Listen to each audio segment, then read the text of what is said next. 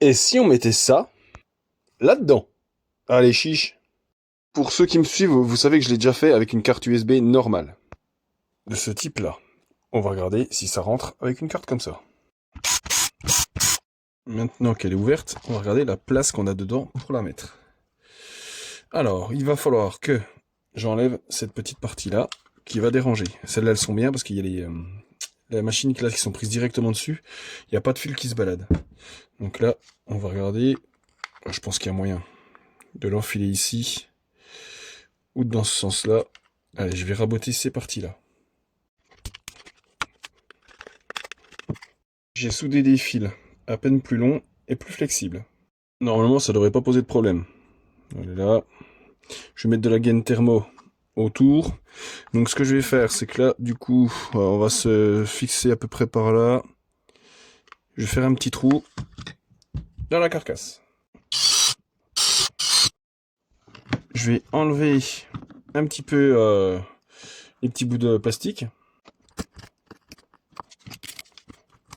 Maintenant, on va y mettre un petit coup de lime.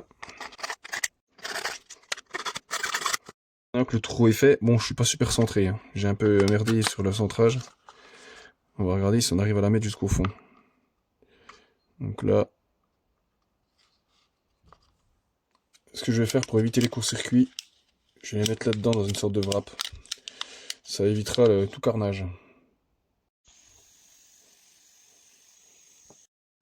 On va peut-être souder les fils, ça serait pas mal quand même.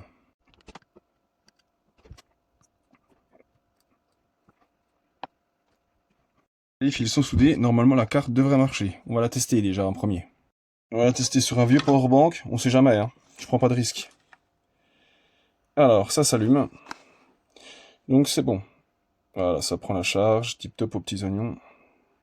Vous allez me dire, mais t'as pas mis d'interrupteur? Ben en fait j'aimerais essayer, parce qu'en fait elle ne s'allume pas si on met rien du tout. Alors j'aimerais voir si elle consomme du courant quand elle n'est pas allumée. Ça peut être intéressant de savoir.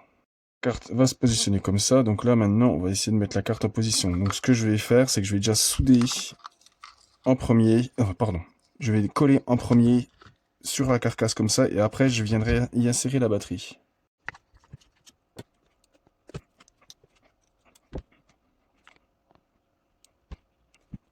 Voilà, on voit bien le port USB ici. Maintenant, on va essayer de mettre la batterie en position en espérant que les fils ne me dérangent pas. On va essayer qu'ils ne se fassent pas pincer. Ça serait ballot de faire des courjus. Hop. Après, je peux vous assurer, il n'y a pas râpe de place, hein. On voit que ça frotte un peu, mais ça tient. Donc là, ce que je vais faire, pour éviter que la carte se barre, je vais mettre un peu de colle sur les côtés ici.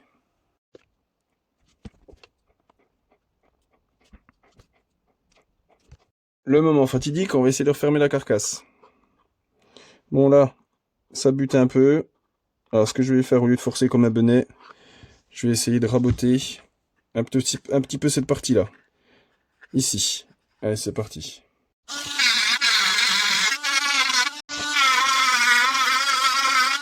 Bon, maintenant c'est le moment de vérité. Tip top. Allez, maintenant, on remet les vis. Petite batterie avec port USB-C. Allez, maintenant on fait le test. Au grand maximum, ça a dû me prendre 30 minutes, à peu près. Donc là, on va mettre le port USB ici. Donc ça se met comme il faut. Ça, c'est profond. On voit encore le petit port dépassé ici. Donc ça veut dire qu'on est bien au fond. Et là, on va brancher le powerbank. Et là, il prend la charge. Bon, il sera pas super rapide, hein, forcément.